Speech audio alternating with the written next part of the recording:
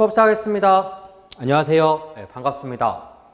현재 수업은 2022년도 대비 토목직 기출문제 풀이 첫 번째 응용역학 수업을 시작하도록 하겠습니다.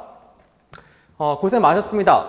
왜 고생 많다고 말씀을 드리냐면 보통 응용역학 이론 수업을 듣고 바로들 많이 들으시거든요. 물론 이제 재수강하시거나 아니면 전략적으로 이제 바로 들어오신 분도 있겠지만 많은 분들이 이제 이론 수업 꼭 들으시니까 고생 많으셨습니다. 이론 수업이 좀 많이 길기도 하고 많이 힘들죠. 새로운 내용들도 많이 접하셔서 많이 힘드셨을 것 같아요. 그래서 같이 이어지는 수업은 이 기출문제풀이 수업을 특징을 말씀을 드려보면 원래 이제 한번 1회독 하고 딱 끝나는 게 아니죠. 아시겠지만 우리 시험은 준비는 기출로 시작해서 기출로 끝납니다. 그러니까 기출로 시작해서 기출로 끝나는데 일종의 기출문제풀이에 제가 같이 마침표를 찍으려고 합니다. 여러분 공부하실 때 숟가락 얹는다? 아니야. 이거 좀 적절하지 않은 표현 같고 같이 호흡을 다시 한번 맞추신다고 생각하시면 될 것 같아요. 그래서 제가 원래 정규 이론 수업 때 기출편이 우리 기출문제가 굉장히 많아요. 1240문제. 이게 다른 여타 과목의 1240문제하고 느낌이 다르죠. 계산문제 1240문제는 진짜 1년 내내 풀어다 못 풀 정도로 문제가 엄청나게 많습니다. 그 1240문제 중에서 많은 문제들이 본문 예시나 아니면 날개 쪽에 배치돼서 우리 같이 수업 문제를 풀었잖아요. 그럼에도 불구하고 생기초 문제인데 잘 풀리지 않는 부분도 있었고 또 A형 문제 중에 잘 못 푸는 부분도 있었고 또 시간상 다 문제 풀지 못하고 넘어간 부분도 많지 않겠어요, 그죠? 제가 현재 그 일정표 보시면 1008 나와 있는데 1008 없는 분들은 제가 구두로 말씀을 드려보면 총 9회입니다. 9회에 걸쳐서 매회 4강씩입니다. 그러니까 9, 4, 36, 36강 전후, 뭐 37강, 36강 뭐 이렇게 끝나게 될 텐데 요 강좌를 통해서 전체 대략 응용역학 기준으로 250문제를 풀 예정입니다. 250문제면 전체 1240문제, 62회분이죠. 시험 문제의 대략 20%입니다. 20%니까 5문제당 한 문제씩 저랑 같이 문제를 풀면서 그동안 빠져왔던 문제 같이 한번 보고 또 때로는 같이 공부하면서 또 잊었잖아요. 같이 한번 복습한다고 생각하시면 될 것 같습니다. 수업 준비는 어떻게 준비하면 됩니까? 미리 먼저 공부를 하고 와야 됩니까? 문제 풀고 와야 됩니까? 너 마음대로 하세요. 그래서 그런 것들은 큰 문제가 안 됩니다. 대신 꼭 해야 될 게 있어요. 꼭 해야 될 거. 아까 이론 때 말씀을 드린 것과 똑같은데요. 공식 좀 명확하게 암기를 부탁드립니다. 왜냐면 저희가 그 암기가 모든 과목은 사실 암기를 바탕으로 하고 있죠. 토익도 외우잖아. 토익 외우는 거 요즘 안 외우나? 토익 다 외우거든요. 공식 있죠. 토익도. 이게 왜냐면 우린 구구단식 암기라서 암기 수준이 굉장히 높은 수준을 요구합니다. 예를 들어 어떤 과목은 좀 높지 않은 것도 있어요. 가령 예를 들면 뭐 국사 자체가 뭐 쉽다는 게 아니라 국사는 시대 흐름이 있으니까 시대 흐름대로 이해하기 좋고 또 앞자리 따서 두음법칙 같은 거 이런 거 해가지고 보통 많이들 외우잖아요. 근데 전공 같은 경우는 어떤 느낌 생각하시면 되냐면 제가 항상 말씀드리지만 구구단과 똑같아요. 구구단 평소에 공부할 때는 우리 이해하잖아요. 저희도 이해하죠. 듣기 좋은 말로 이해하면 된다. 뭐하러 외우냐라고 얘기할 수 있는데 나도 이해하라고 합니다, 여러분들. 다만 시험장에서 구구단 이해해서 문제 못 풀잖아요. 마찬가지입니다. 우리가 제한된 시간에 문제를 풀고 있기 때문에 또 응용역학이잖아. 이게 무슨 사고로 끼르는 시험은 아니죠, 여러분들. 빨리빨리 주어진 시간에 빨리빨리 답 찾고 넘어가야 되는 거고 어떤 안정적인 점수를 맞추는 게 가장 큰 목표고 그거 이상이 또 때로는 어떤 분들은 높은 점수를 맞고 싶은 거 아니겠어요, 그죠? 그러니까 시험에 적합하게 외울 건 빨리빨리 외우고 준비를 하셔야 됩니다. 한 번 더 강조해서 말씀을 드리는데 공식 좀 외우세요. 아주 명확하게, 알겠죠? 그러니까 여러분이 미리 문제를 풀든지 나중에 풀 복습을 이용하든지 됐고 그건 여러분 마음대로 하세요. 물론 미리 풀고 오면 제가 좋아하겠죠. 근데 그거보다 더 중요한 거 제발 공식 좀 외우고 오시고 그 다음에 이론 개념 잘 잡혀있지 않은 분들 이론편 통해서 좀 한번 읽고 오세요. 그 정도 성인이 있어야 되지 않을까요? 그렇다라고 하면 지금 이 수업은 가장 극적인 효과를 저는 끌어낼 수 있다고 봅니다. 아시겠죠? 다음에 문제 전체가 250문제 푼다고 말씀을 드렸잖아요. 또 250문제 푸는데 250문제 다 아는 문제거나 다 모르는 문제면 좀 이상하죠? 여러분이 입장을 바꿔 생각한다고 하면 아는 것도 같이 포함해야 되고 왜냐면 또 나만 아는 것도 있고 또 알지만 다시 한번 꼭 확인을 해야 될 부분도 있잖아요. 그죠? 그 다음에 다 모르는 문제만 할 수도 없죠. 왜냐면 또 중요한 것도 다시 왜냐면 여러분이 알고 있다는 건 내가 수업 때 분명히 언급을 했다는 얘기고 그만큼 중요하다는 얘기잖아요. 그래서 강약 조정하면서 수업 끌고 나갈 테니까 이번 기회에 같이 혼자 하기 좀 힘들잖아. 길지도 않습니다. 짤막짤막하게 아까 말했던 그 36강 통해서 문제 풀 예정이니까 여러분 많은 얘기 나온다. 땡기면 되잖아. 그거 잘하잖아요, 여러분들. 배속 올리고 막 땡기세요. 알겠죠? 모르면 뭐 늦추면 되는 거고. 그렇게 해서 같이 한번 마침표를 찍읍시다. 알겠죠? 기출에 마침표 찍는 게 지금 이 수업의 제 목표이자 방향입니다. 아시겠죠? 전체 풀려가는 문제는 제가 이미 사전에 다 공개돼서 나와 있고요. 문제 보시고 필요한 문제들 확인하시고 보시면 될 것 같아요. 항상 수업 시작은 소개를 먼저 할게요. 예를 들어서 뭐 오늘 1장입니다. 1장 어떻게 문제가 유형이 나오고 있고요.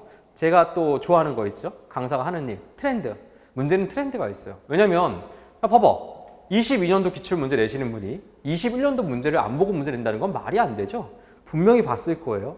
제가 하는 일은 점쟁이처럼, 왜냐면 전보로서는 그렇지 않겠어요? 계속 같은 일을 하다 보면 어떤 그것을 통해서 깨달음이 있을 수 있잖아. 제가 생각하는 바를 최대한 많이 전할 테니까 같이 보시고, 그 다음에 안 풀린다고 짜증내지 마시고, 안 풀리는 거 물론 하다 보면 제가 여기에 이제 여러 사람들이 같이 포함되어 있으니까 제가 때로 어려운 문제를 얘기하면 걱정하지 마세요. 제가 이건 봐라, 보지 말아라 말씀드릴 테니까 너무 스트레스 받지 마시고, 공부에 있어서 가장 중요한 건 스트레스 관리잖아요. 스트레스 받지 마시고 저랑 끝까지 같이 함께 해주셨으면 좋겠습니다. 아시겠죠? 자, 오늘 풀려고 하는 문제는 이렇고요. 교재는 2권 기출편과 3권 비법 노트를 필요로 합니다. 참고로 비법 노트의 활용은 어떻게 쓰시면 좋을까요? 전체 문제가 한 번의 지도처럼 보이니까 그 비법 노트는 분명히 말하지만 내 겁니다, 여러분들. 내가 만들었잖아. 거기 여러분의 어떤 손때를 묻히세요. 거기다가 공식도 적으시고, 그 다음에 또 뭐 있을까? 문제만 특징 간단하게 코멘트 달으세요. 그게 의외로 굉장히 달달합니다. 시험장에서 아시겠죠? 그렇게 해서 시험 교재가 너덜너덜 정도로 거기 손때가 묻었으면 좋겠어요. 알겠죠? 그게 제 생각입니다. 자, 그러면 본격적으로 시작해 보도록 할게요. 자, 스트레칭 한번 하시고, 듣는 건 있잖아요. 이론 끝나고 들어도 되고, 그 다음에 같이 들어도 좋은데 가능하면 이론 끝나고 듣는 게 더 나을 수밖에 없습니다. 왜냐면 중간중간 제가 항상 말하지만 내가 다른 걸 말하는 게 아니라 여러분 귀가 달라졌겠죠. 사람 귀가 참 희한해요. 한 번 듣는 거랑 두 번 듣는 거랑 세 번 듣는 거랑 느낌이 다르거든요. 여러분이 안 들리던 게 기존보다 더 들렸으면 좋겠습니다. 그러면 깨달음의 경지에 도달한 거예요. 하상셔도 괜찮습니다. 아시겠죠? 그렇게 보도록 할게요. 자, 그럼 시작해 보도록 하겠습니다. 자, 스트레칭 하셨나요? 스트레칭 하고 본격적으로 시작해 보도록 할게요. 대략 한 7분가량 OT 말씀드렸습니다. 시작할게요. 자, 기출편 7페이지 보도록 할게요. 7페이지가 시작입니다. 1장 응용역학 일반은 크게 스타일이 3개의 분류로 나뉩니다. 첫 번째 분류는 응용역학 일반의 첫 번째 분류는 바로 기본적인 개념 문제. 그러니까 그 기출편 문제 1번 문제에 해당하는데 뭐 스칼라란 벡터, 뉴턴의 성질, 마찰이 포함된 설명 문제는 이미 이 문제 전에도 이미 여러 차례 나온 경험이 있습니다. 대신 걱정하지 마세요. 그 1번 문제 정도가 똑같습니다. 아시면 스칼라 벡터 잘 외워서 풀어보시고 제가 이론 때 말씀을 드렸죠. 그 다음에 단위 묻는 문제라던가 2번 문제 단위 묻는 문제죠. 3번은 좀 색깔이 강했어요. 마치 물리 문제처럼 차원을 묻는 문제. 이렇게 해서 첫 번째 문제 유형은 1번, 2번, 3번입니다. 전반적인 단위를 포함한 벡터 이런 어떤 개념적인 문제 유형들 이게 바로 첫 번째 유형이고요. 두 번째는 판별식입니다. 아시겠지만 판별식 1장에서 가장 많은 부분을 차지하고 있고 판별식은 다시 두 가지 문제 유형으로 나뉩니다. 첫 번째 기본 라인. 두 문제 풀 겁니다. 기본 라인. 기본 문제입니다. 그래서 이걸 잊어버릴까봐 제가 뭐 어려운 문제는 아닌데 같이 말씀을 드릴 거고 최근에 한번 나왔죠. 21년도에 한번 나왔잖아. 그 문제 빗대에서 출제 가능성에 대해서 좀 더 강하게 말씀드려보도록 할게요. 두 번째, 특이 문제가 있어요. 욕할 뻔했는데 이거 욕인가? 그지 같은 문제가 있어요. 그지 같은 문제. 그나마 그지 같은 문제 중에서 좀 어렵게 되는 거 있습니다. 예를 들어서 뭐 부정적 차수의 합을 구하라던가 부정적 차수가 가장 큰 걸 구하라던가 이런 문제 좀 생각보다 어려워. 그러니까 눈 뜨고 당한다고 하지 그 문제 그런데 시간 내에 풀기 상당히 어려워요. 시험장에서 가장 지뢰 같은 문제예요. 발목지뢰 문제. 발목지뢰 아세요? 이렇게 들어보셨죠? 군대 하시는 분들은 발목지뢰 하면은 부대 전체가 고분 때문에 이렇게 발목만 이렇게 다치면 갖고 가야 되는 거잖아. 이렇게 같이 함께 해야 되는 거잖아요. 마찬가지 그런 발목지뢰 문제가 있어요. 얼핏 알 것 같은데 잘못 낚이면 이도저도 아닌 상황이 올 수 있거든요. 그런 문제가 있는가 반면 하나가 더 있어요. 이건 도대체 이런 문제를 왜 냈나? 그러니까 교수님이 자기가 학교에서 자기 생각하는 고집이 센 문제가 있거든요. 제가 그 2개 풀 거예요. 요거 하나랑 하나 더 있거든. 더 있습니다. 26번 문제, 25번, 26번 문제. 그게 두 번째 문제. 마지막 세 번째 문제 유형이 바로 뭐가 있냐면 자유도 문제가 있습니다. 자유도 문제. 그렇게 세 가지 분류를 할 수 있습니다. 그래서 제가 둘 풀 예정입니다. 둘. 아니구나. 하나, 둘. 하나, 둘 이렇게 해서 총 7문제를 풀도록 하겠습니다. 시작해 볼게요. 소개는 끝났고 기출편 시작합니다. 7페이지입니다. 1번 여러분이 풀어보세요. 제가 이론 때도 풀어드렸습니다. 3번을 복습 차원에서 먼저 말씀을 드려보도록 할게요. 힘, 모멘트, 압력. 이론표 같이 보셔도 좋고요. 생각 안 나면 이론표 통해서 다시 한번 복습해 보세요. 이론표는 24페이지에 있습니다. 3개 땄습니다. 힘과 모멘트, 압력, 단위, 기호, 공식, 차원인데요. 꼭 단위가 얘다, 기호가 얘다, 공식이 얘다, 차원이 얘다 이런 거 잘 없고요. 교수님이 그냥 뒤죽박죽 물어봅니다. 그러니까 기호인데 단위 나오기도 하고 공식 나오기도 하고 막 이래요. 그러니까 보기를 보시고 판단하면 돼요. 보기 뉘앙스를 보고 그 리듬에 맞춰주시면 됩니다. 알겠죠? 우선 뉴턴의 기호 보도록 할게요. 뉴턴, 힘 뉴턴, 단위 뉴턴 이것도 먼저 합시다. 모멘트는 뉴턴에다가 미터, 길이를 곱해주는 거죠. 힘에다가 길이 곱해주는 거고 압력은 파스칼. 이 뉴턴과 파스칼은 사람 이름이죠. 그래서 기호는 뉴턴의 n을 따서 1뉴턴 이렇게 정의 내리고 그 다음에 압력도 마찬가지죠. 파스칼의 PA를 따서 1파스칼이라고 정의 내리기도 합니다. 공식은 우리 뉴턴의 정의가 뭐예요? 공식. 정의와 같은 얘기죠. 공식 뭡니까? 질량 1kg짜리가 중력 가속도 1m/s의 자승으로 움직이게 하는 원인. 왜? 힘은 눈에 보이지 않잖아. 눈에 보이지 않는 힘을 정의 내리기 위해서 질량 1kg짜리가 가속도죠. 1m/s의 자승으로 움직이게 하는 그 원인을 1뉴턴으로 정의 내립니다. 이 사람의 업적을 기려서 이렇게. 그러면 모멘트는 뭡니까? 모멘트는 뭐 이거 그대로 쓰는 게 맞지만 얘 따석지 안 쓸게요. 미터 길이만 곱해주면 되는 거니까 기호를 인용해 씁시다. 여기에다가 이렇게 이 점 곱하기죠. 파스칼은 뭐냐? 이 파스칼 압력은 응력과 똑같습니다. 응력. 다른 표현을 뭐라고 보냐면 면적당 힘이라고 부릅니다. 뭐라고 보냐면 면적당 힘 이렇게. 그러니까 마찬가지로 힘을 뉴턴을 따서 쓰면 면적을 나눠줘야 되니까 퍼 미터의 제곱입니다. 비전공자분들, 초급자분들은 여기까지 해도 훌륭합니다. 오히려 이 문제 잘 푸세요. 알겠죠? 그 다음에 7급하시거나 상급자분들은 가끔 차원, 최근에 트렌드가 물리비라는 문제를 내거든요. 예를 들어서 지금 1장의 29번 마지막 문제, 그 물리 문제예요, 여러분들. 그 물리 문제는 왜 낸지 모르겠는데 왜 낸지 모르는 물리 문제를 잠깐 물어봅니다. 차원도 마찬가지 어떻게 보면. 해볼게 제가.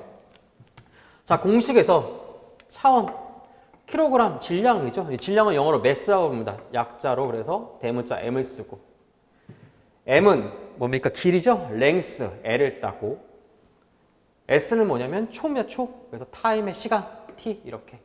요거 슬러시 e는 역수로 이렇게 써줍니다. 합쳐서 뭐냐면 m, l, t의 마이너스 2승입니다. 교환법칙 성립합니다. 교환법칙 성립한다는 얘기는 뭐냐면 곱하기니까 순서 바뀌어도 상관없다는 얘기입니다. 만약에 이 부분을 공부하실 계획이 있다고 하면 이거 하나는 외우는 게 훨씬 더 유리합니다. 힘은 뭐라고요? mLt의 마이너스 2승입니다. 됐죠? 간단한 지수법칙 확인하고 먼저 들어갈까요? A의 m승과 A의 n승을 곱해주면 이 지수 두 개를 갖다 서로 더해주면 돼요. m 플러스 n이고요. 이 퍼는 나누기죠? 슬롯은 나누기입니다. 그래서 나눠준다라고 하면 빼주면 돼요. 이렇게. 알겠죠? 그래서 아까 이거 해볼게 제가. 슬러시 n 요게 바로 빼기 n으로 들어간 거예요. 여기 슬러시 요거 n이죠? 빼기 이렇게 쓴 거죠. 준비 끝났습니다. 자, 두 번째 거부터는 얘를 인용해서 보는 게 편합니다. 그러니까 얘를 인용해서 요걸 쓰고 얘를 인용해서 얘를 써주면 될 것 같아요.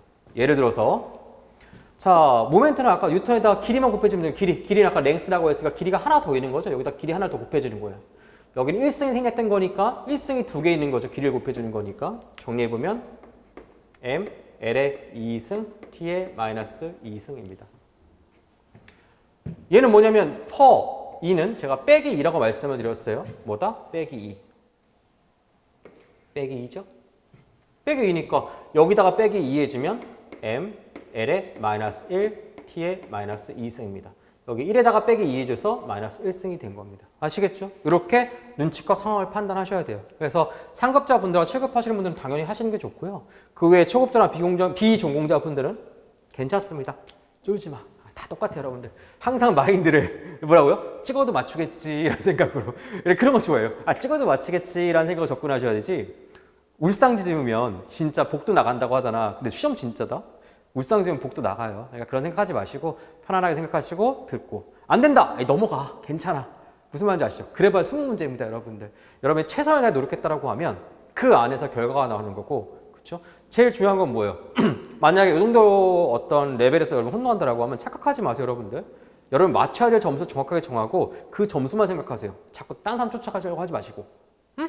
내가 뛰는 종목이 뭔지를 생각해야 되는 거지. 내가 뛰는 종목이 예를 들어서 마라톤이에요. 1000명이 뛰어. 예를 들어서 한 500명 안에만 들어가면 돼. 그런데 내가 무슨 달리기 선수처럼 해서 제일 먼저 1등, 2등, 3등 뛸 것처럼 뛰면은 체력만 허비되지 자기 리듬대로 끌고 나가지 못한다는 얘기예요, 제 말은. 그러니까 걱정하지 마시고 점수대가 뭐 50점이다, 60점이다. 괜찮습니다, 여러분들. 제일 잘한 건 그 점수 받고 들어오기 제일 잘한 거죠. 그게 제일 훌륭한 거지. 물론 90점, 100점 맞으면 좋은데 단기간에 준비하신 분이 어떻게 100점을 맞습니까? 미안한 얘기지만 그건 좀 어려워. 기본적으로 탄탄하고 몇 가지 조합이 있어야 돼. 학교 다닐 때도 잘 했었고 숫자 감각 있고 하나 더 있다? 그날 장난이게 잘 찍는 거죠. 그 모든 게 조합됐을 때 최상의 결과가 나오는데 현실은 그렇지 못하지. 왜냐면 이것만 시험 본 것도 아니고 자신의 장점을 살려야 될 거 아니야. 그다음에 지역의 특색을 잘 이해를 해주셔야 되고, 그죠? 그러니까 걱정하지 마시고 목표 점수만 생각하시고 밀당하세요. 공부도 밀당, 시험도 밀당. 밀당, 얘는 댕겨. 얘는 밀고, 그렇다. 단위가 다른 거 물어봤습니다. 보기 1번, 2번, 3번, 4번인데요. 이게 포인트가 있어. 이 초급자분들은 여기 인장, 여기 비틀림, 여기 전단, 철근 이런 말에 속아 넘어가는데 중요한 말은 뭐냐면 응력, 그 다음에 변형률, 그 다음에 탄성계수입니다. 그러니까 누구에 의한 응력은 상관이 없습니다. 인장이든 비틀림이든 전단이든 휨이든 다 똑같은 단위를 갖는다는 얘기야. 전단도 마찬가지예요. 휨 변형률, 전단 변형률, 축 변형률 다 똑같습니다. 마찬가지겠죠? 탄성계수는 다 똑같습니다. 철근이든 콘크리트든 옆집 아이든 다 똑같다는 얘기야. 그러면 얼마를 갖는데 응력 볼까요? 응력은 아까 여기 썼죠? 파스칼이야. 파스칼. 풀어헤치면 뭐예요? 바로 뉴턴 퍼 미터의 제곱이다. 첨자 붙여서 킬로뉴턴이다, 밀리미터다 상관없는데 중요한 건 면적당 힘이다.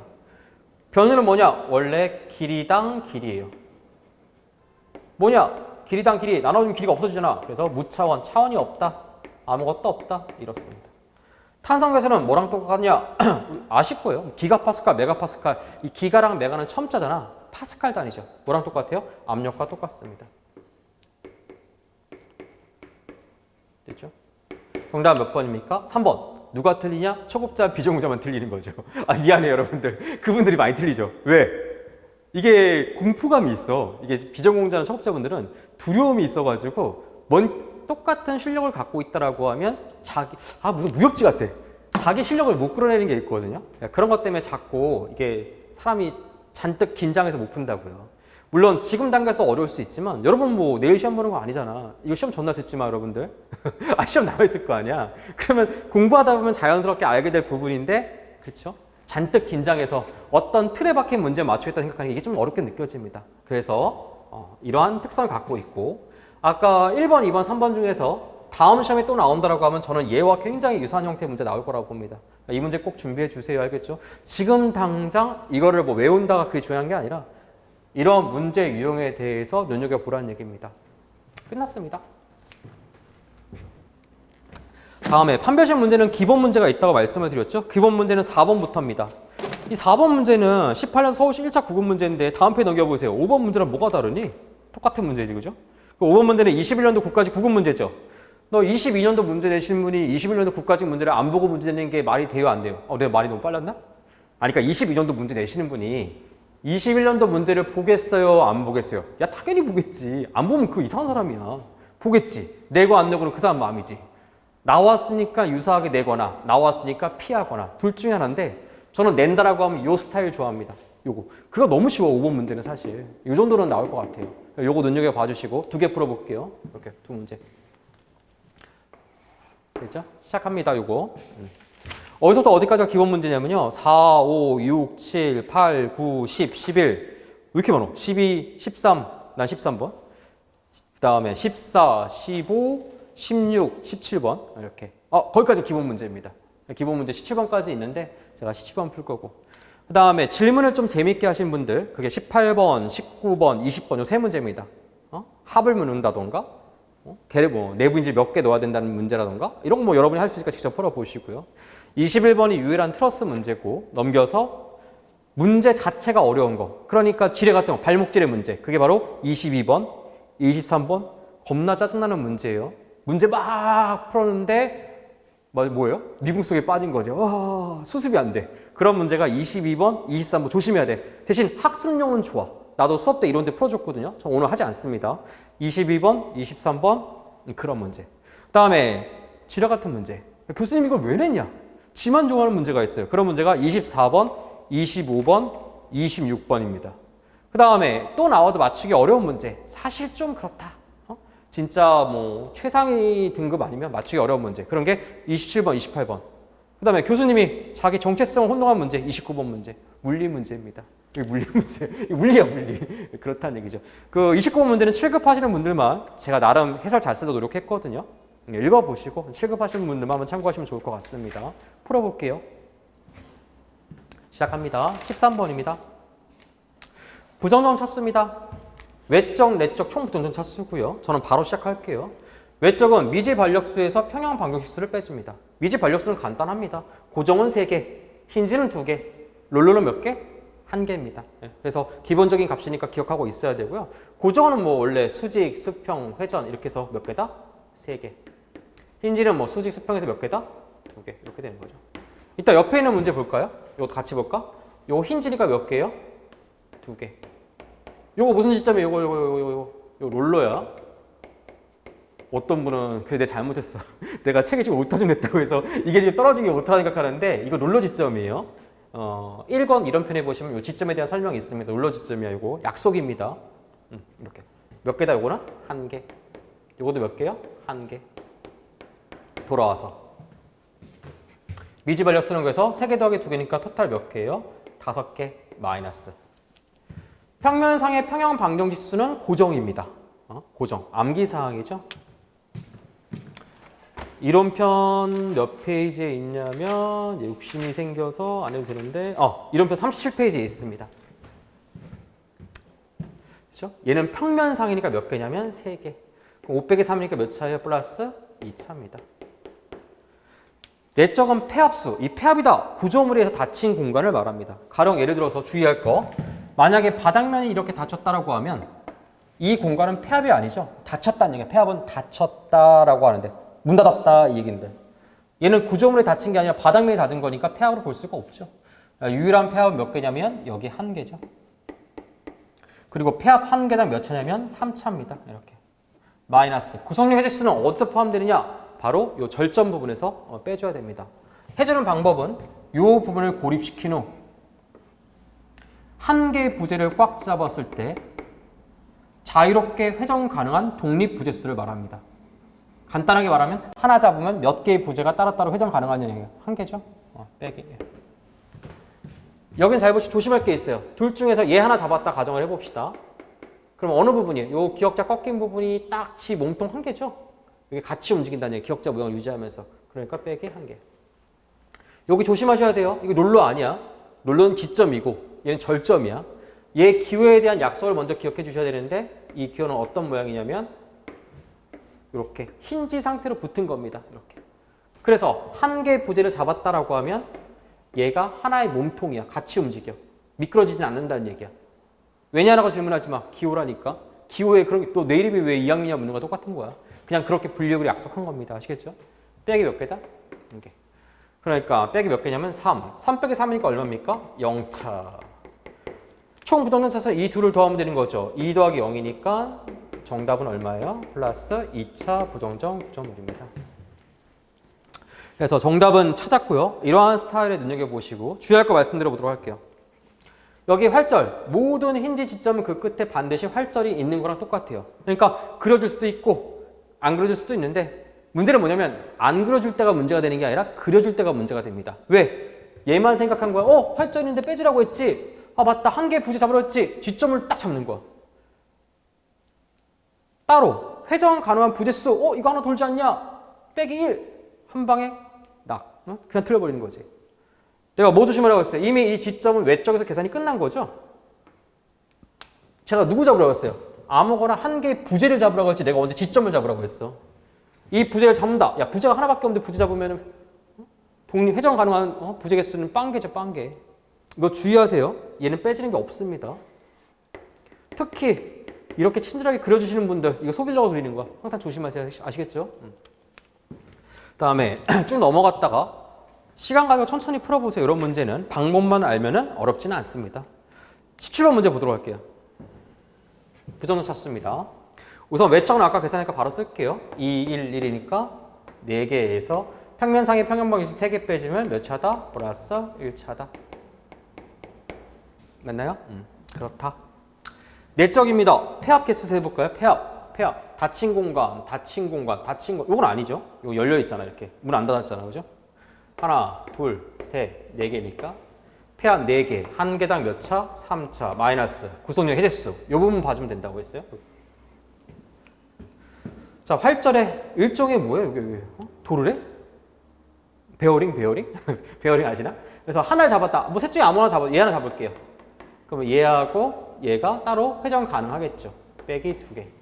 그 다음에 여기 좀 많다. 아무거나 얘 하나 잡으면 하나, 둘, 3개가 따로 회전 가능. 빼기 3 이렇게. 여기는 몇 개요? 빼기 2 바로 쓸게요. 이렇게. 그래서 빼기 2, 빼기 3, 빼기 2 합치면 빼기 5, 빼기 7 이렇게. 3, 4, 12에서 7을 빼주면 얼마입니까? 플러스 5차. 정답은 그러니까 1 더하기 5니까 몇 차요? 6차. 정답은 그래서 1번 6차다. 아, 이거는 뭐 참고사항인데 거기도 진짜 참고로 나와 있고 이거 원래 불안정이죠? 왜 불안정이냐면 이 부분 잘 봐주세요. 자, 이 부분을 잘라볼게요. 구속시켜 봅시다. 아시겠지만 얘는 롤러 지점이니까 롤러 지점은 제가 어떤 성격을 띠고 있다? 반력의 합력 성분이 반드시 바닥과 직각을 이루고 있어야 됩니다. 그 다음에 이 부분을 잘랐다라고 여기는 지금 힌지잖아, 힌지. 힌지는 수직 수평력에 대한 불력 성분을 가질 수가 있는 거죠, 이렇게. 방향은 제가 임의로 그냥 그릴게요, 이렇게. 그럼 한번 생각해 봅시다. 얘는 여기도 임의로 그려봅시다. 내가 만약에 예를 들어서 수평 외력을 이렇게 제하시켰다라고 하면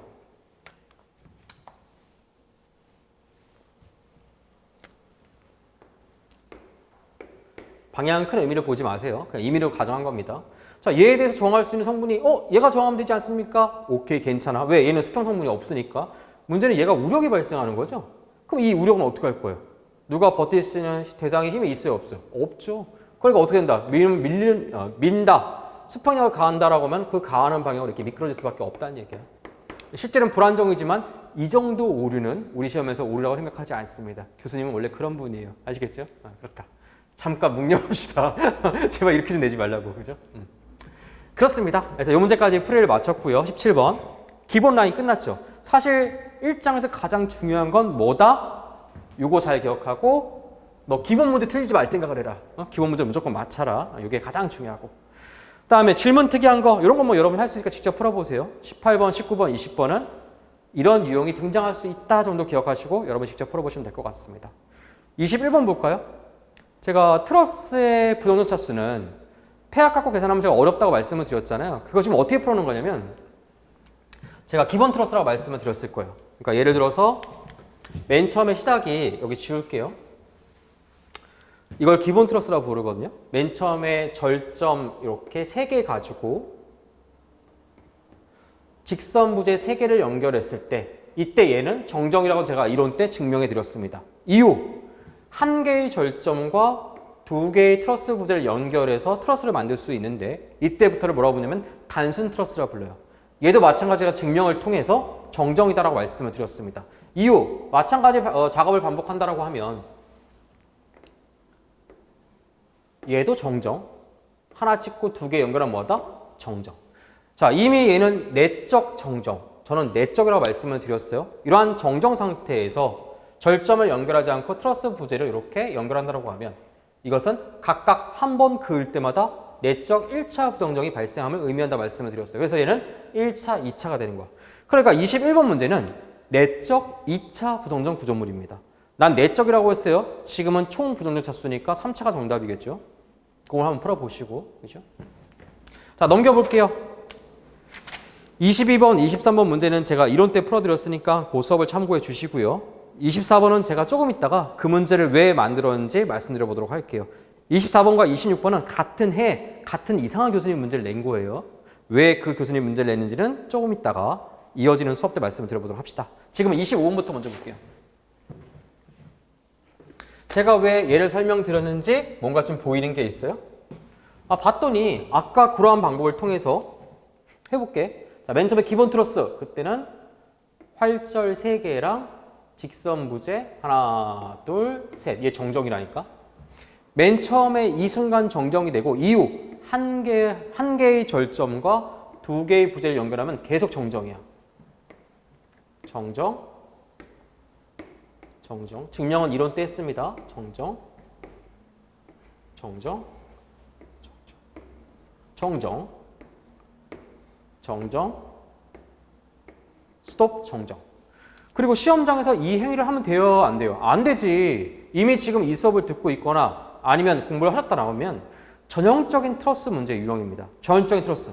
아니 그럼 뭐가 전형적인데요? 이런 모양은 전형적인 모양이라고 합니다. 자, 얘는 경험을 바탕으로 하고 있고요. 어색한 트러스. 이게 어색한 트러스지. X자 모양 하나 있을 때마다 뭐 한다? 1차씩 증가한다. 그런데 얘는 아무리 봐도 X자 모양이 보이지 않고 전형적인 트러스로 볼 수가 있습니다. 그런데 덜렁덜렁 매달려 있는 보기 싫은 애들이 있죠. 누가 지금 이 보기 싫은 애들이에요? 얘 보기 싫다. 얘 보기 싫다. 또 누가 보기 싫어요? 얘 보기 싫다. 얘 보기 싫다. 얘 어떡하지? 누가 지점이에요? 잘 봐. 지점은 요게 지점이야. 얘는 지점 아니죠? 심지어 얘는 트러스 부재도 아니야. 왜 트러스 부재가 아니에요? 트러스 부재가 되려면 여기 활절로 연결돼야 돼. 얘는 활절이 아니라 고정이니까 얘는 보부재야 보부재. 캔틸레버야 합치면. 그럼 어떻게 할 건데? 제가 요령을 알려줄게요. 물론. 그럼 아까 이렇게 푼 것처럼 풀면 안 됩니까? 됩니다. 거기 해설집 보시면 제가 그렇게 풀어놨고요. 꼭 해보세요. 그러면 눈알이 빠집니다. 눈알 자꾸 해. 왜냐면 되게 헷갈려. 정신없고. 너 시험 보는 거 짜증나는데 내가 항상 말하잖아. 시험장에서 가장 위험한 문제는 아예 모르는 문제가 아니라니까. 아예 모르는 문제는 정답만 빼서. 그쵸? 근데 뭐가 문제가 되는 거냐면 풀 것 같은 문제. 긴가 민가 문제. 단언컨대 대다수 많은 사람들은 스코어를 보고 싸워야 되는데 점수를 받아야 될 거 아니야. 목표 점수를 맞춰야 될 거 아니야. 근데 뭐랑 싸워요? 두더지를 보면 내가 두더지 스코어를 봤는데 두더지 스코어를 보고 싸우는 게 아니라 머리통을 때리는 게 아니라 두더지랑 싸우는 거야. 화가 나니까. 무슨 말이냐? 문제를 딱 봤는데 풀 것 같아. 안 풀려. 장담하는데 연습 안 하잖아요? 여러분 그 문제에 마법이 빠져서 이것만 계속 풉니다. 심지어 닭까지 날아가 봐. 최악의 스토리가 나는 거야. 내가 항상 말하잖아요. 문제 시험 우리 스포츠도 마찬가지거든요. 시험 망치는 건 몇 문제야 여러분들. 몇 문제 때문에 여러분 그게 컨디션 관리가 안 돼가지고 시험 전체가 이게 깨져버리는 거야 균형이. 자, 그럼 어떤 방법을 제시할 거냐? B법 노트 8페이지에 보시면요. 등가지점이 하단에 나와 있고요. 이런 것도 바로 말씀을 드릴게요. 자, 이 상태죠? 요거 잘라서 쫙 땅 이 모양. 여기 했죠?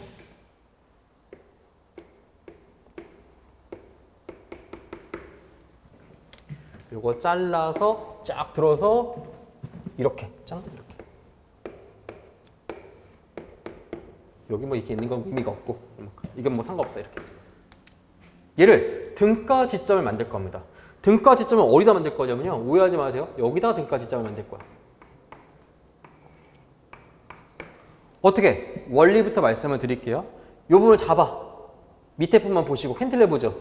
여기 활절이 있으니까 회전은 가능하겠죠. 하지만 옆으로 움직이거나 위아래로 움직이는 건 불가능합니다. 왜? 얘가 꽉 잡고 있으니까. 그럼 그때 만들 수 있는 지점 뭐가 되느냐? 바로 회전은 가능하지만 수직 수평은 억제된 힌지 지점입니다. 난 외운다. 그러면 차수를 하나 낮춰주세요. 아시겠지만 고정은 3개. 차수 낮추다. 힌지는 몇 개요? 2개. 힌지로 줄여준다는 얘기야. 이렇게. 힌지로 바꿔주면 된다는 얘기지. 이렇게. 마찬가지입니다. 이 부분 잡고 옆으로는 움직여져요. 왜 옆으로 움직여져요? 여기가 이렇게 내부인지 포함되어 있으니까 옆으로 이렇게 움직일 거 아니야? 위아래는 못 움직이죠? 이 트러스 부재가 꽉 잡고 있으니까. 그럼 어떤 지점이다? 이 지점은 수직력에 대한 저항 능력만 갖고 있습니다. 등가 지점, 그냥 롤러 지점이고 정확한, 왜냐면 이 발력의 합력 방향이 중요하잖아요. 이 방향이 부재 방향과 일치해야 돼요. 여기 정확한 표현이야.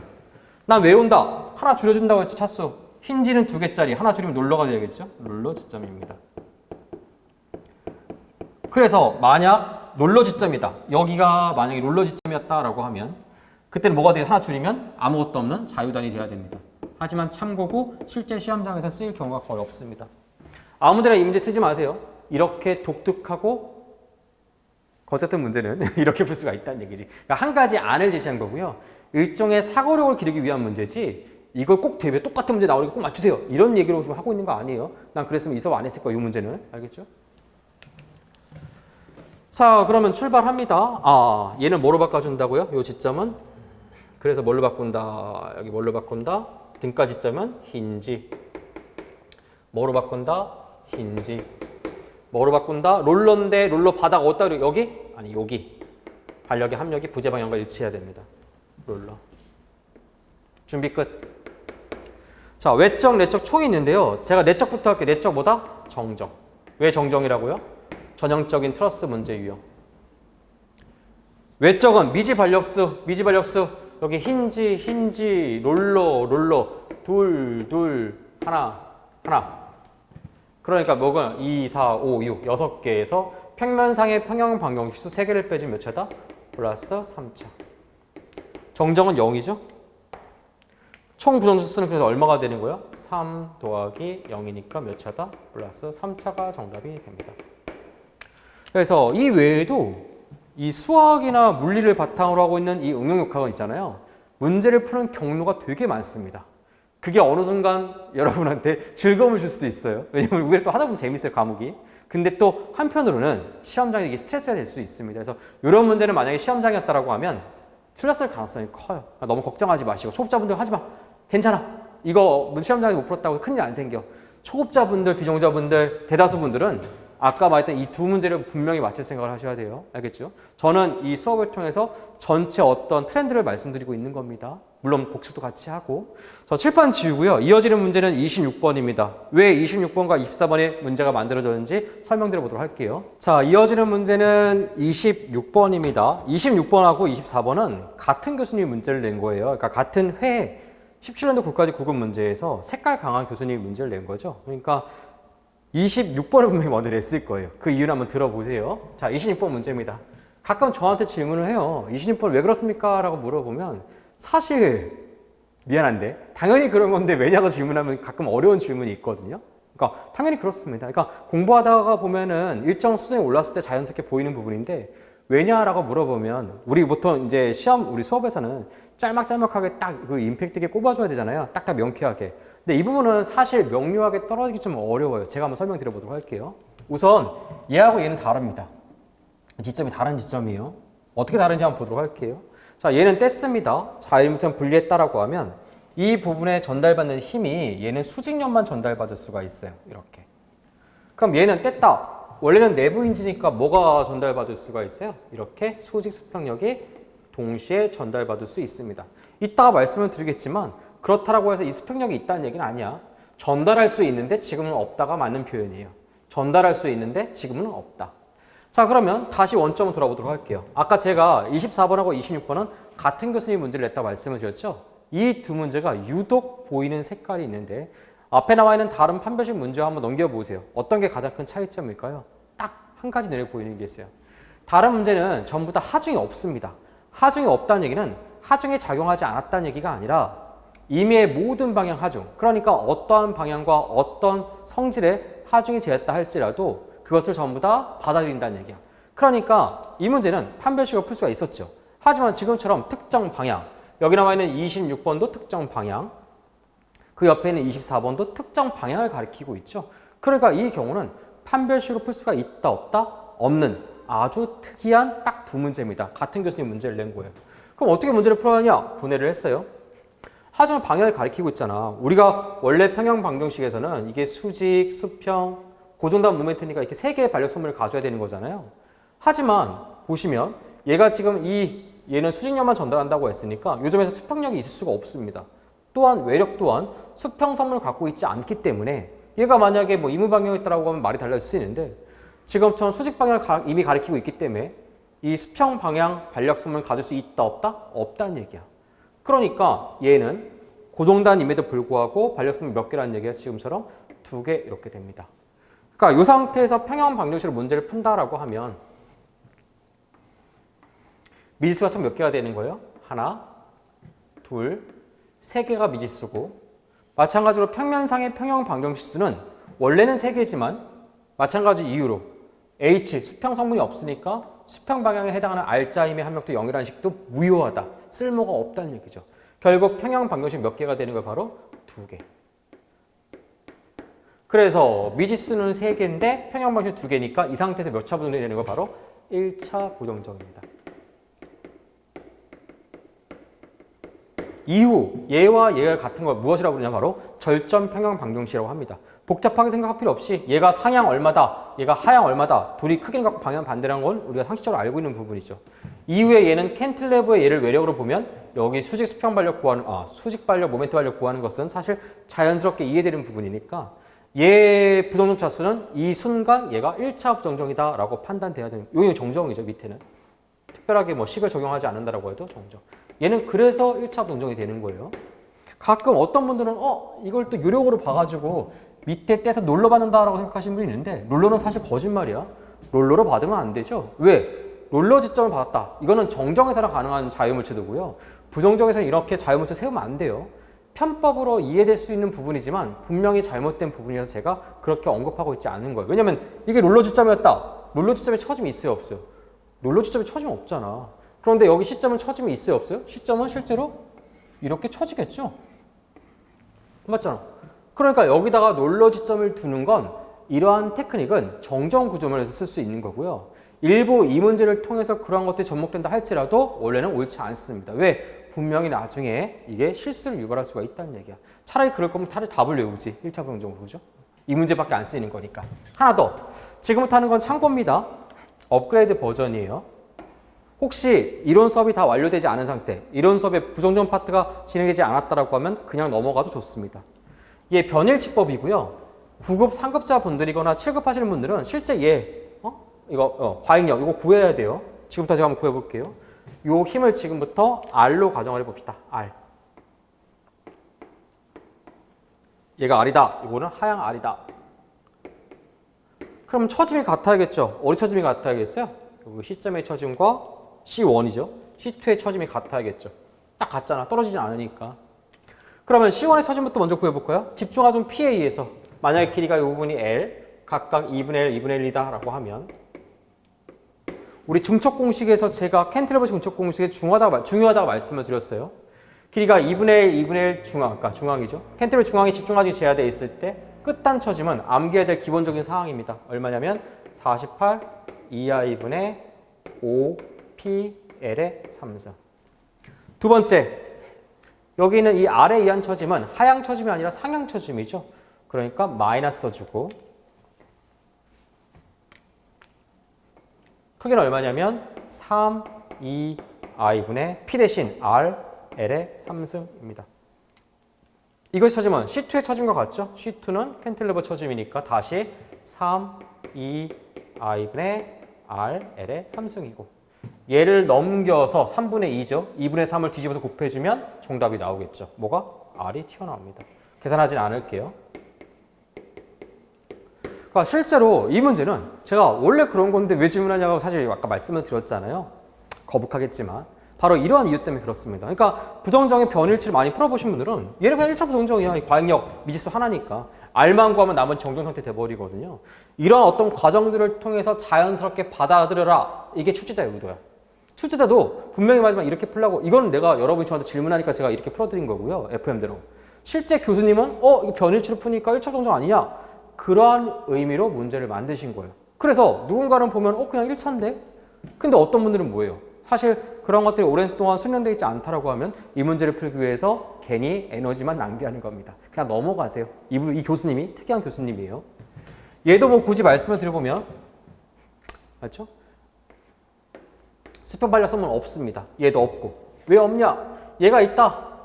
그럼 이 길이가 처음 길이가 하얀색이었다면 나중 길이 분홍색 그려보면 하중 받은 이후에 이 길이가 짧아져야 되는데 우리는 미소 변형의 원리에 의해서 최근에 비슷한 얘기가 나왔고요. 나중에 그것도 설명드릴 겁니다. 처음 길이하고 나중 변형 길이가 짧아지지 않는다라고 가정을 해.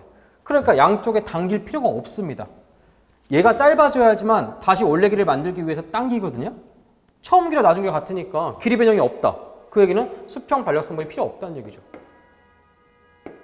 이후 남아있는 힘만 다시 한번 짙게 윤곽을 잡아주면 얘랑 똑같잖아. 그래서 처음부터 이 둘은 연직 방향 하중에 대해서는 같습니다. 물론 수평 방향은 달라지지만, 그렇죠? 경사 방향은 달라집니다. 이렇게 해서 이 문제를 설명드리도록 할게요. 자, 그러고 보니까 기출편의 24번 보세요. 왜 교수님이 그냥 외적 부정적 차수만 물어봤는데, 맞죠? 그냥 외적 부정적 차수 물어본 거예요, 결국 그 질문은. 근데 왜 유독 교수님이 이상한 짓을 했어요? A점 롤러를 비스듬하게 두고 하중을 비대칭, 그러니까 등분포 하중이 아니라 등병분포로 제시를 한 거죠. 왜? 교수님은 이 수평 반력이 없다는 것을 질문하고 싶었는데 자기가 같은 회차에 다른 문제에서 예를 들어서 등분포 하중이고 대칭 하중이면서 A점이 반듯한 우리가 알고 있는 전형적 롤러 지점이 돼버리면 왼쪽 힌지 지점에 수평 반력이 없어질지도 모른다는 강박관념 때문에 문제 그렇게 만든 거예요. 그러니까 이 당시에 이 문제는 특이 문제로 넘어가면 되는 거지. 여러분이 거기에 준해서 초급자분들, 그 다음에 비전공자분들, 그 다음에 중급자분들도 낚일 필요는 없습니다. 아시겠죠? 이 정도 얘기만 듣고 그냥 넘어가세요. 다음 갑니다.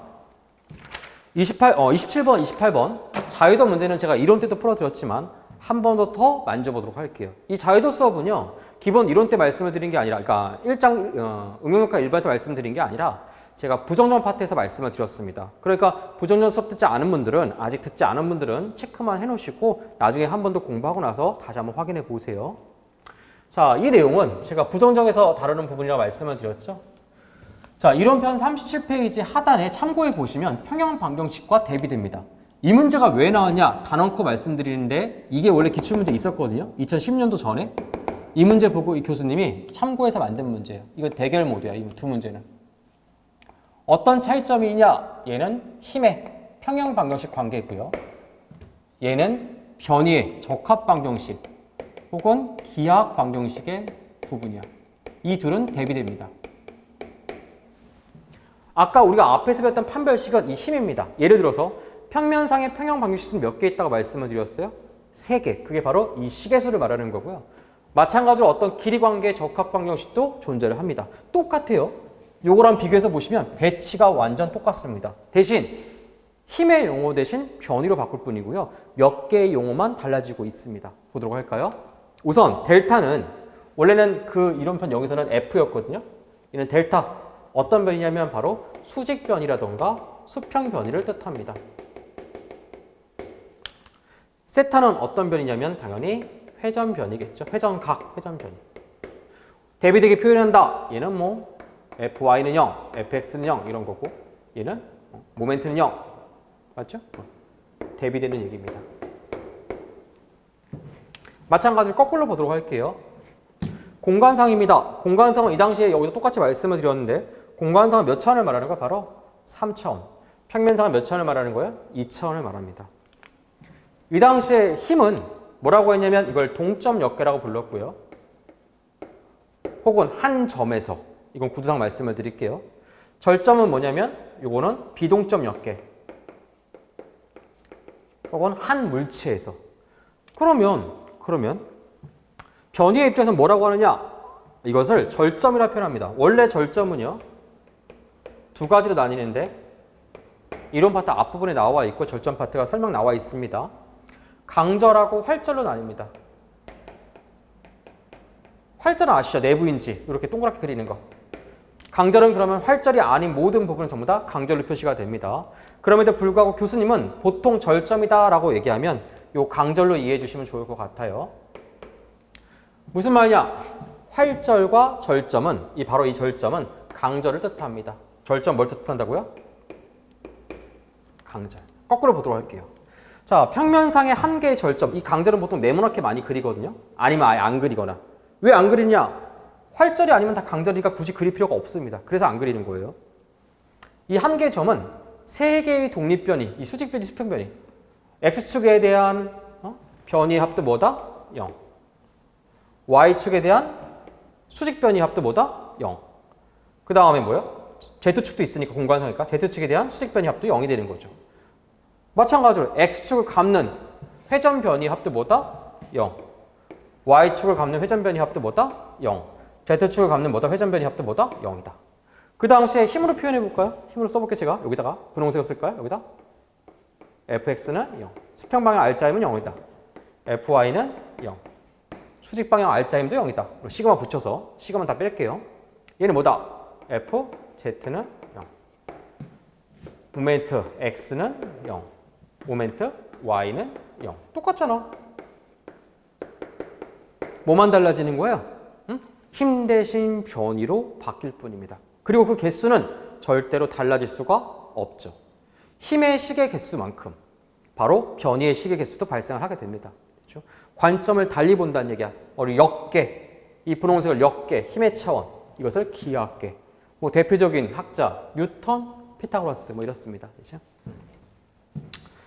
자, 활절이다. 이건 뭐 동점 몇개로 생각하시면 될 것 같은데 이게 아니라 우리가 알고 있는 내부인지 활절이다, 동그라미였다라고 하면 회전에 대한 활절의 회전력이 어디 있니? 회전 변이가 어디 있어요? 보통 고려하지 않죠. 그러니까 밑에 있는 세 개는 다 지워버리고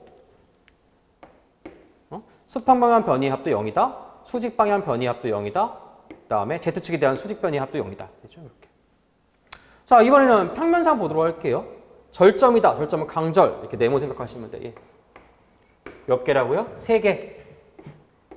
수평 변이, 수직 변이, 회전 변이, 수평 변이, 수직 변이, 회전 변이.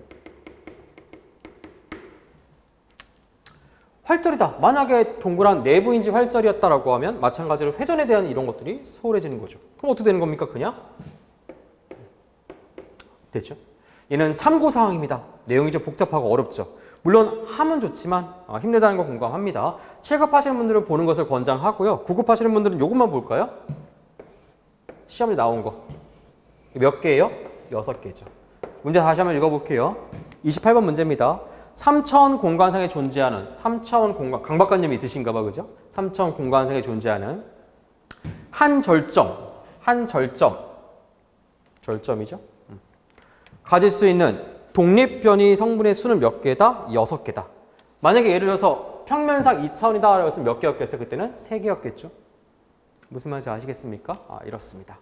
하나 예시 문제 보도록 할게요. 27번 문제입니다. 마찬가지 이론 때 풀었던 문제 복습이고요. 이론 때는 부정전 파트에서 문제풀이를 했습니다. 부정전 수업 아직 안 들으신 분들은 당연히 안 배운 거야지. 그렇습니다.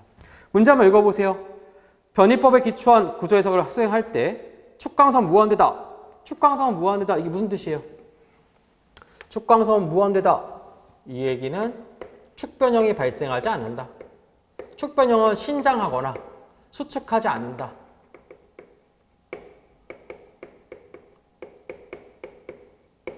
그렇죠? 자, 절점이 없는데요. 절점 어디 있습니까? 이 네모난 거 어디 갔습니까? 보통 불연속점을 가정합니다. 불연속점이다 라고 하면 여기 연속하고 있잖아요. 이어지고 있는 부분이니까 이 부분, 이 부분, 이 부분. 평면상이죠. 이게 공간은 아니잖아. 평면상에는 이렇게 세 개의 독립변을 갖습니다. 델타 x는 0, 델타 y는 0, 세타는 0. 델타 x는 0, 델타 y는 0, 세타는 0. 델타 x는 0, 델타 y는 0, 세타는 0. 됐죠? 그 다음에 끝났냐? 아니죠. 지점을 보셔야 돼요. 얘가 이렇게 움직일 수 있다지만 지점은 억제합니다. 쉽게 말하면 이 지점 성분은 뭐한다? 변이를, 독립변이를 억제해요. 억제. 못 움직이게 잡고 있다는 얘기야. 자, 이 절점이 원래는 이렇게 노랗게 세 개 움직여야 되는데 고정이 꽉 잡았어. 이게 움직일 수 있어요? 수직 변이가 발생해요? 수평 변이가 발생해요? 고정이 발생해요? 아니요. 발생할 수가 없죠. 되죠. 그래서 고정단 몇 자유도가 되는 거 바로 0 자유도가 됩니다. 얘는 몇 자유도다? 얘 볼게요. 롤러 지점이 지금처럼 이렇게 밑에서 잡고 있습니다. 아시겠지만 롤러는 옆으로는 움직이지만 회전할 수는 있지만 위아래는 못 움직이죠. 여기 수직발력 성분이 있으니까. 그러니까 누가 없어진다? 얘가 없어져 버리는 거죠. 몇 개 남아요? 마찬가지 이유로 롤러 지점이 있으니까 위아래에 움직일 수 없으니까 얘가 없어져. 몇 개 남는다? 2개. 그럼 정답은 4개냐? 만약에 예를 들어서 이 말이 없었다라고 하면 4개가 정답이죠. 축변형이 발생하지 않는다. 그럼 제가 한번 질문해 볼게요. 자, 여기서 이 점을 A점, B점이다라고 하면 AB 부재가 신장하지 않는다. 축변형이 발생하지 않는다. 그러니까 신장하거나 수축하지 않는다. 만약에 얘가 신장, 늘어난다라고 하면 A점은 고정이니까 자연스럽게 B점은 오른쪽으로 가면서 이러한 변이를 만들어내겠죠. 반대로 AB 부지가 수축한다라고 하면 축 변형 중 수축한다라고 하면 왼쪽으로 이동하고 이러한 수평 변이를 받을 수가 있겠죠. 그런데 축 변형이 발생하지 않는다라고 얘기했으니까 얘는 신장한다, 신장하지 않는다? 신장하지 않습니다. 그래서 없는 거예요. 마찬가지 이유로 얘가 신장하지 않으면 혹은 수축하지 않으면 얘도 발생할 수가 없죠. 그래서 유일한 자유도는 몇 자유도냐? 바로 회전 변이만 발생합니다. 이 회전 변이에 영향을 미치는 것은 휨 강성 이하이고요. 얘가 없으니까 발생할 수 있다는 얘기죠. 무슨 말이냐면 하정 받으면 얘는 뭐 이렇게 회전 변이 발생할 수 있다는 얘기예요. 이런 회전 변이. 하나만 예를 더 보여주도록 할게요. 이 예시는 유일하게 나올 수 있는 가능성이 있는 문제고요. 그렇다고 높은 가능성을 보지는 않습니다.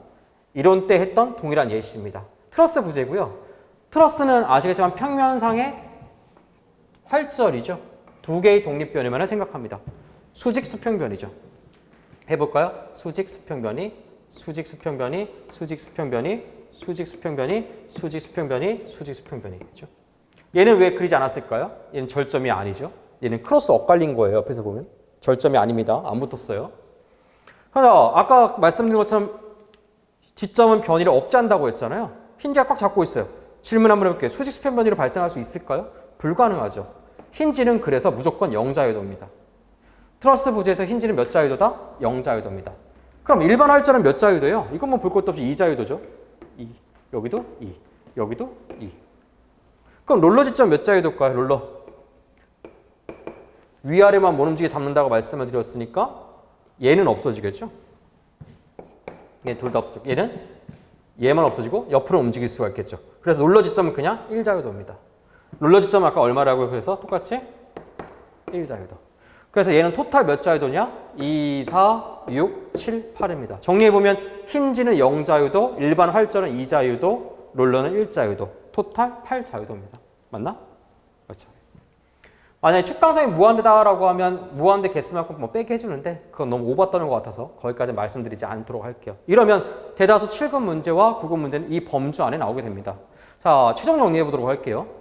자, 비전공자랑 초급자. 왜냐면 나머지 분들은 이제 다 거기다 포커스 맞추면 되고요. 또 7급이나 9급에 중요한 부분이 있다라고 하면 또 그분들을 위해서 말씀드려 보도록 할게요. 지금 이 부분은 이제 다른 부분들이 걱정되는 게 아니라 아시겠지만 1장은 전체 난이도에서 그렇게 어려운 편은 아니거든요. 그래서 초급자나 비전공자분들이 이제 걱정이 되는데 그분들은 어디 초점을 맞추느냐? 아까 1번 문제 있죠? 일반적인 설명 문제. 벡터 스칼라 구분 못하고 이러면 안 돼요, 여러분들. 간단하니까 꼭 해주시고. 다음에 2번, 3번 중에 3번은 좀 처음 묻는 건 좀 물리 느낌이니까 그건 배제시켜버리고 2번 문제 단위 맞추는 건 무조건 맞춰야 됩니다. 다음에 판별식 문제도 기본 문제 아시죠? 기본 문제까지 전부 다 맞췄으면 좋겠어요. 제가 오늘 기본 문제 2문제 풀어드렸고요. 기본 문제는 깔아주는 문제고 분명히 21년도 국가제에 나왔어요.